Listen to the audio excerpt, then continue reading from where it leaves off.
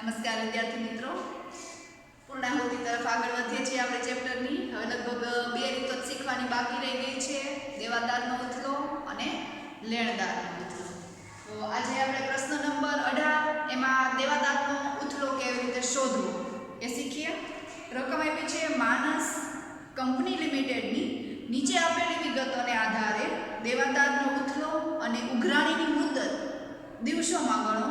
જો મુદત અઠવાડિયા કે મહિનામાં ગણીએ તો શું જવાબ આવે?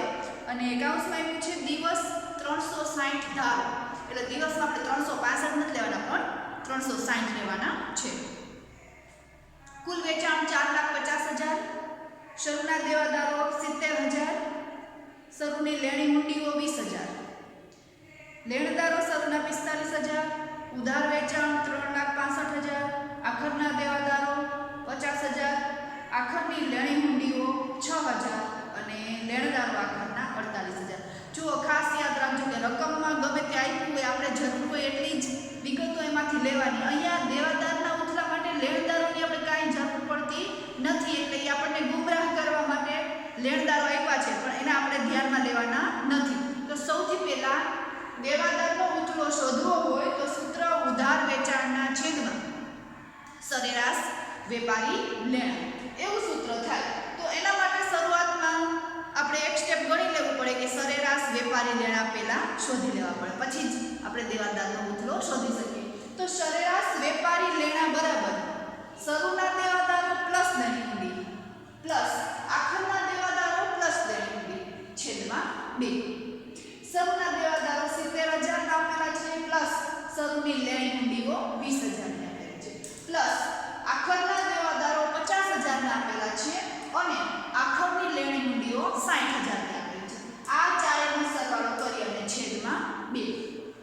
ચારેયનો સરવાળો કરીએ તો 1,46,000 રૂપિયા આપણને મળે છે. તો 1,46,000 છેદમાં 2 બરાબર 73,000. તો અહીંયા આપણને સરેરાશ વેપારી લેણા રૂપિયા 73,000 ના મળ્યા. હવે એને આધારે આપણે દેવાદારનો ઉથલો અથવા તો દેવાદારનો ચલન દર ગણીએ. તો દેવાદારનો ઉથલો બરાબર સૂત્ર વાપરશું ઉધાર વેચાણ છેદમાં સરેરાશ વેપારી લેણા. ઉધાર વેચાણ છે એ આપણને 3,65,000 નું રકમ આપ્યું છે, એ 3,65,000 છેદમાં સરેરાશ વેપારી લેણા આપણે અહીંથી મેળવા રૂપિયા 73,000. સાદું રૂપ આપીએ તો 5 જવાબ આવે છે અને દેવાદારનો પણ જવાબ છે 12 કે વખતમાં દર્શાવવાનો થાય. તો 5 વખત એવો જવાબ આપણને મળે છે. એનો શું મતલબ થયો કે દેવાદારનું 5 વખત ઉઘરાણીની મુદત છે એ 5 વાર આપેલી છે, 5 વખત આપેલી છે. હવે જો દાખલા ગણતા પહેલા એ વસ્તુ ખાસ ધ્યાનમાં રાખો કે સ્ટેપ વાઇઝ આ દાખલાઓના માર્ક હોય છે અને સૂત્રના પણ માર્ક હોય છે, એટલે સ્ટેપની ગણતરી કરવી ફરજિયાત છે. અહીંયા આપણે આ વસ્તુ લખવી ફરજિયાત છે.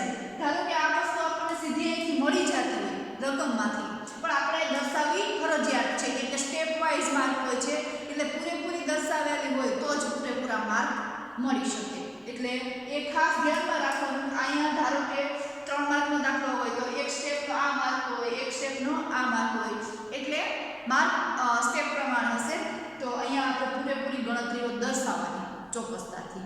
ચાલો હજી આપણને ઉઘરાણીની મુદત શોધવાનું કીધું છે, એટલે ઉઘરાણીની મુદત આપણે શોધીએ.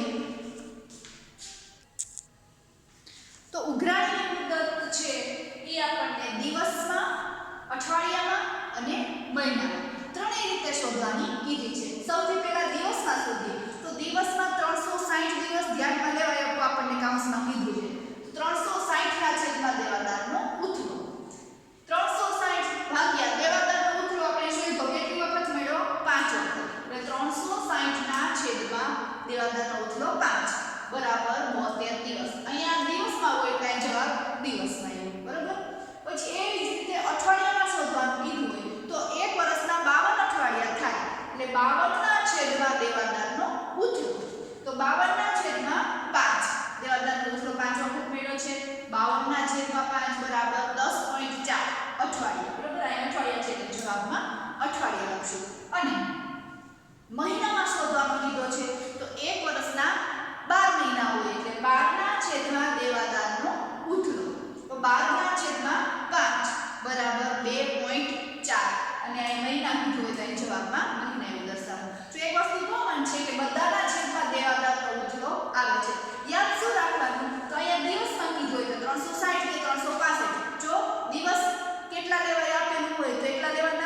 અને જો કાંઈ નો સૂચના હોય તો 365 દિવસ લેવાના. એટલે દિવસ હોય તો 360 કે 365 જે આપેલા હોય. અઠવાડિયા હોય તો 52 અને મહિના હોય તો 12. આ બે વસ્તુ ફિક્સ જ હોય 52 અને 12. અહીંયા આપણને સૂચના ઘણીવાર આપે કે દિવસ આટલા લેવાના. તો આપણે લેવાના કઈ સૂચના ન હોય તો 365 લેવાના. તો અહીંયા જે જવાબ આવે દિવસ હોય તો દિવસમાં દર્શાવવાનો, અઠવાડિયું હોય તો અઠવાડિયામાં દર્શાવવાનું, મહિના હોય તો મહિનામાં દર્શાવવાનું. તો આવી રીતે દેવાદારનો વથલો વારંવાર પૂછાય છે પરીક્ષામાં, એટલે ખાસ ધ્યાનમાં રાખવું. અને હોમવર્કમાં આપણે ઉદાહરણ 29 ગણવાના જેવું જ છે. અને એના પછીના કોઈ ઉદાહરણો રહી જતા હોય તો એ પણ તમારે હોમવર્ક